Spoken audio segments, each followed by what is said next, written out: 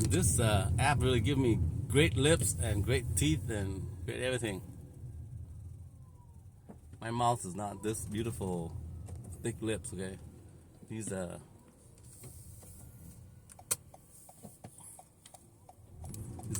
beautiful, luscious, thick lips, okay? Which I don't have. Okay, this video, what do I want to talk about? I want to talk about something that let's talk about flight attendants. I love talking to flight attendants when they come into my nail salon. And one story goes like this. Apparently,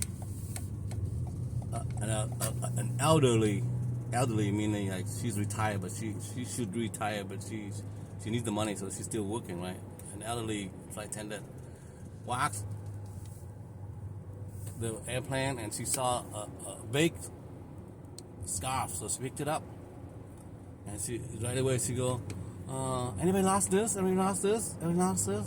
So she swung back and forth from the back of the airplane to the front of the airplane, and then she goes the other side and she does the same thing. Anybody lost this? Anybody lost this? And then I said, hey, I did two pass and no one claimed it.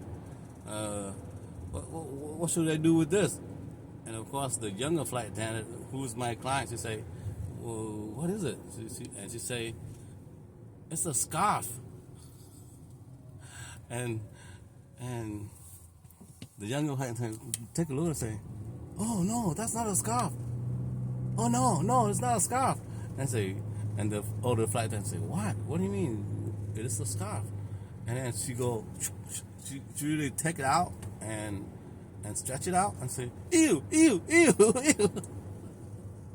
And then she was in front of the airplane, right? And then she has to run all the way back to the tail end of the airplane and put it into the corner and in the bag and just wash her hands away.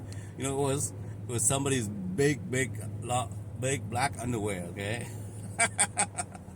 It's underwear. She thought it was a scarf. It was big enough for a scarf, and she didn't pull it out and this long. She just bunched it up. She goes, oh, who's this? Want it? Anybody? So she was advertising it on the airplane. And so, lo and behold, we go, huh?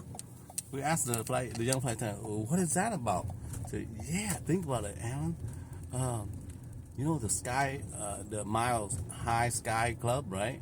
Meaning like people actually snuck one by one into one bathroom stall, a boy and a girl, and they would have sexual intercourse there. And maybe the guy got a souvenir. The woman didn't want it, and then maybe they didn't dress up, and maybe he wants her to go commando, and you know, have a sexy thought about her all day long. And so she went commando, and she must have given him that underwear of her.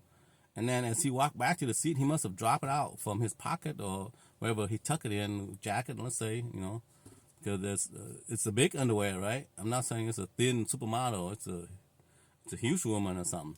And he tuck out far, and of course when the flight attendant go, is this yours? Is this yours? Whose is this? Scarf, you know, she's thinking scarf.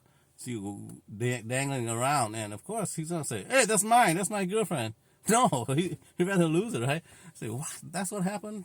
And my flight attendant say, yeah, I don't think about it. It's the only way possible. But she was waving some of these dirty underwear, you know, after they did the deed in the toilet together, and then they went back to the seat and say, whoa, I've heard about that in movies, and also many people tell, but that's a real thing, you know. People, you know, you can't go in and say, hey, I'm inspecting, why are you two in there? Say, I'm helping her taking medication, you know, that kind of stuff. You can't really bust in, or you can't bust in anyway. You let them be.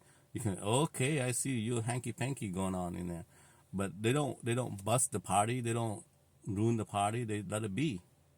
So apparently that's going on in the sky, okay?